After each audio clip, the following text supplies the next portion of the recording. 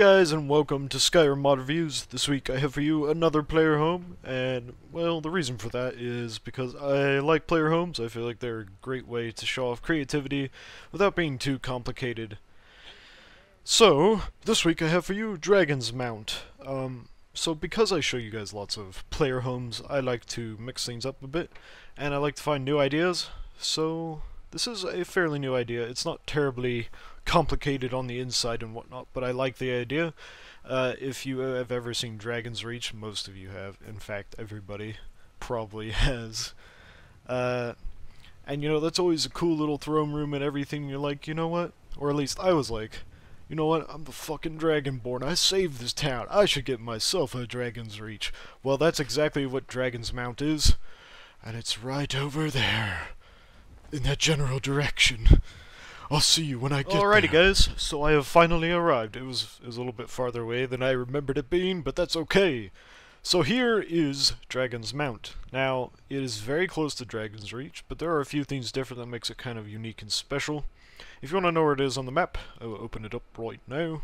As you can see, Whiterun is right here, Dragonsreach right here. It's basically the same thing. And way over here on this mountain is Dragonsmount. It's almost like you're an opposing kind of city, capital city kind of thing. I don't know what to tell you. But it's kind of cool to have your own little fort, and a throne room and everything. So let's head towards it. As you can see, there's kind of like an enlarged version of a tower. And it looks really nice. And it's kind of melted into the ground. And I'll show you what's up there as we head up the mountain to the fort. Okay.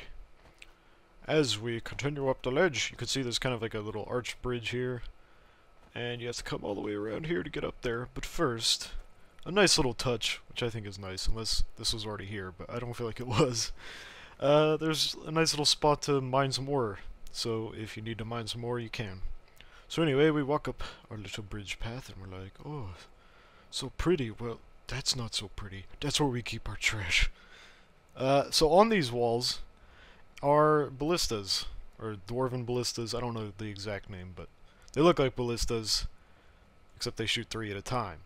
You can't actually shoot them, obviously, but it's kind of a nice little touch, and it looks really good. And if somehow you manage to get... I guess you can keep your horse up here. I was thinking for some reason cows could go here, but horses would be better and more possible. Alrighty, let's head inside. Inside the Dragonsmount. So when you go inside, you'll notice it is very similar. In fact, it's the exact same model to Dragonsreach, which I don't actually mind because, yeah, fuck yeah, I want a throne room. The only difference is, over here there are lots of mannequins and shield plaques and everything you need to display your weapons, storage, all that good stuff that we all like. There are, of course, the tables. This can support your companions. So you can have up to 10 companions, I believe. And even if you have a wife, right, you can sit in the Dragonsmount throne. I'm still wearing my crazy getup from last week. I am the ruler of this place. Muhaha. Oh, that. And then we get out of our chair to explore the rest of the building. So in here is a little bit different than the room with the mage. I forget his name. It's actually kind of like a planning room. Oh, I stand corrected. This would appear to be... What happened here? Jeez. Now, if I'm not mistaken, this is actually a teleport room. But I could be wrong. I will test that out at the end of the video to make certain. There are actually a couple of shrines here, so if you want to worship, you can do that. And, of course, in here is the kitchen. This is a nice kitchen. I like this kitchen. One of the best kitchens I've ever seen in a player home, but that is to be expected in a palace, of course.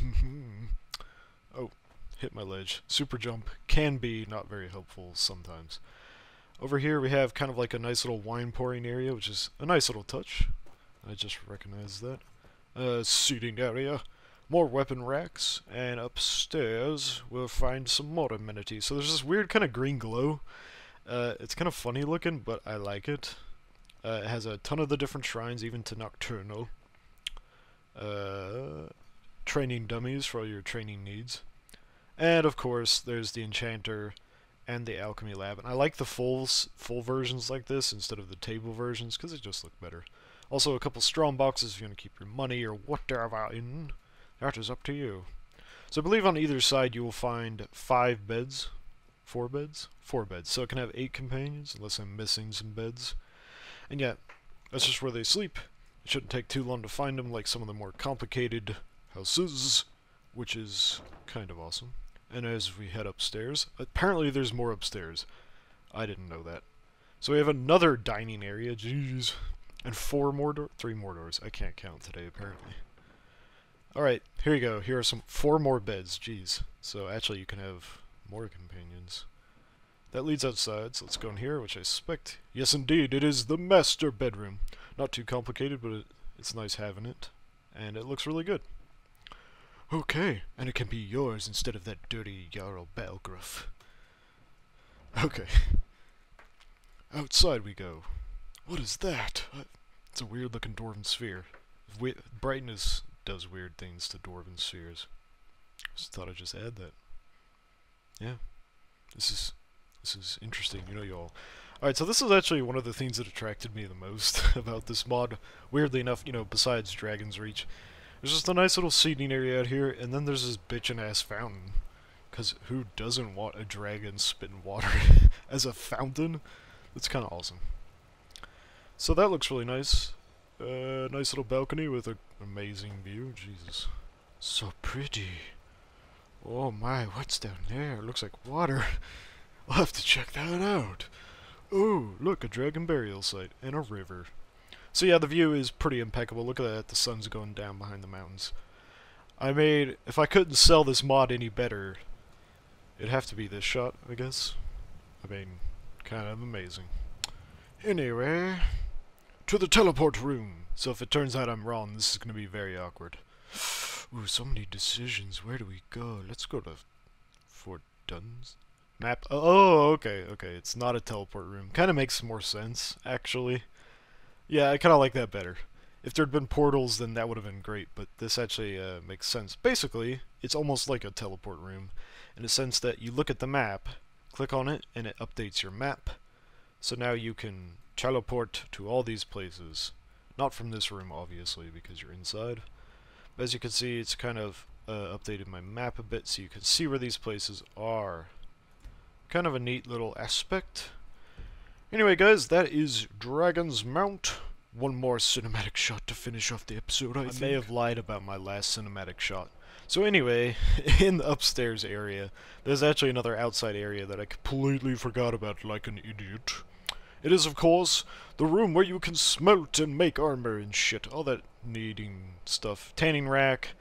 You got your grindstone, your workbench, everything. I hate it when player homes don't have everything, so it's nice to see everything. And while you're making awesome weapons and armor, you can see... You can barely see it, but where my cursor is, Dragonsreach is out there. I'll shoot some lightning. There's Fort Greymore. And there's the tower where we first met our dragon. Anyway, I'm going off topic here. Anyway, guys, I hope you guys have enjoyed. Thanks for watching. Tune in next week. Bye-bye.